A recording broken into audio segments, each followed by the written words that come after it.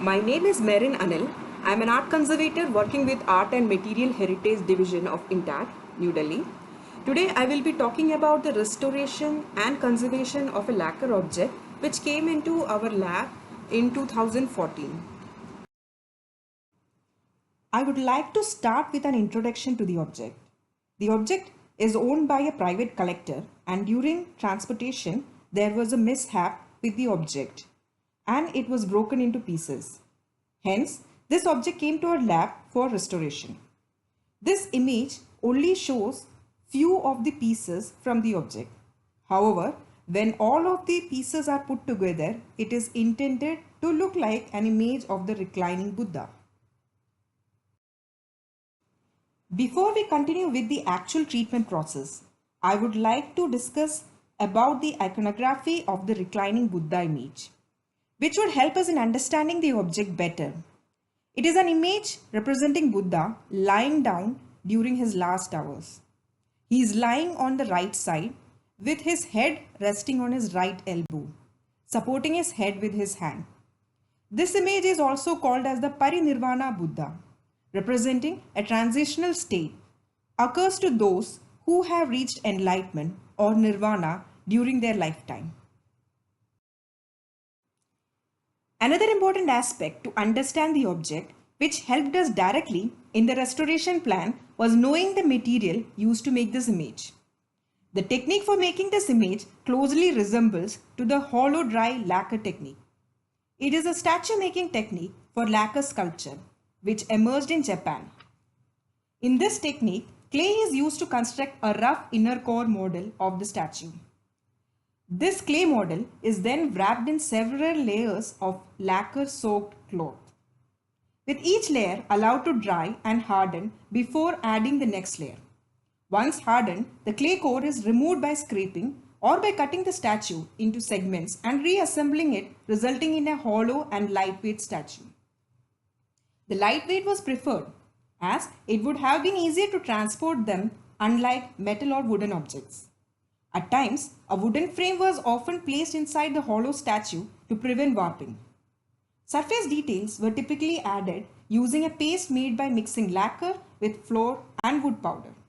Gradually, the contents of the paste changed into stone powder and so on.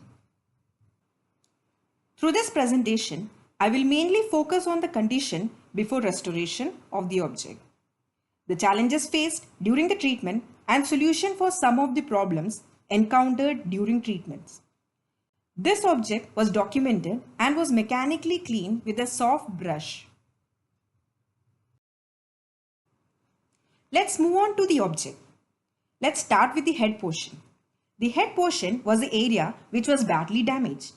Around 40 to 50 small and big fragments were formed due to the damage the head portion experienced. As you can see in the image, on the lower right side, the right hand, as mentioned in the iconography slide, is still attached to the head.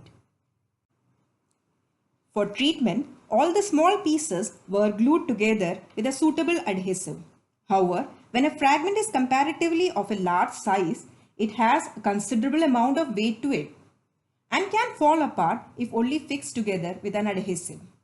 Hence, it needs an additional support to ease the tension through the joining fragments. Therefore, pressure sensitive tapes were given to support the fragment after addition of the adhesive. The face was broken into three pieces. The left side of the face and left ear had separated into two separate fragments. Hence, the same method was used to fix the fragments together as the head was. First, fixing the small pieces together and then joining it to a bigger or large cluster of fragments. However, large fragments cannot only be supported by pressure sensitive tapes, as it takes time for the adhesive to dry in between the joining area. Forces of gravity also play against them in retaining the shape. Hence, to maintain the position of the fragments where it is intended to be, an additional support was given from the inner portion of the statue, the content of which was a binder with wood powder, clay and pigment, keeping true to the nature of the technique.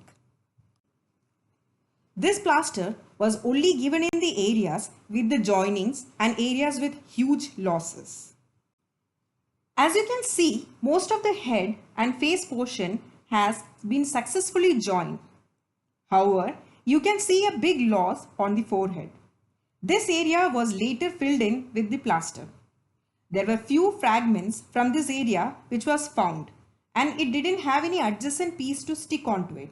Hence, the plaster acted as a support. This is the back side of the head. When a portion of the object is flat, it is much easier to join as force of gravity is not acting upon it. But when it is a circular shape like the head and hollow, there is nothing to support the newly added fragments.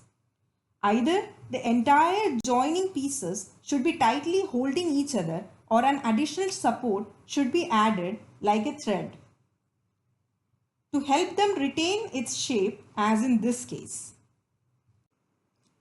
Once almost all the major fragments were assembled, it was time to move on to the body of the object. As you can see in this image, only the neck and part of the right arm was left as a single entity. However, a huge fragment of the chest was found and was fixed to the neck, followed by the other portion of the torso and the lower portion of the body. The left feet was detached. Unlike the other pieces on the object, the feet had a more coarse and dense filling, meaning that it won't be able to suffice only with an adhesive. Hence, a stainless steel dowel was inserted which could pin this detached feet to the leg. There were some loose fragments and it was quite difficult to figure out where it belonged. But once the entire piece was joined together, the loose fragment started to make sense and hence were placed in the right areas. All the areas with losses were filled in with the plaster and was retouched to match the surrounding area. The torso, the leg portion, the front side of the object after restoration, the back side of the object after restoration. Thank you for your attention.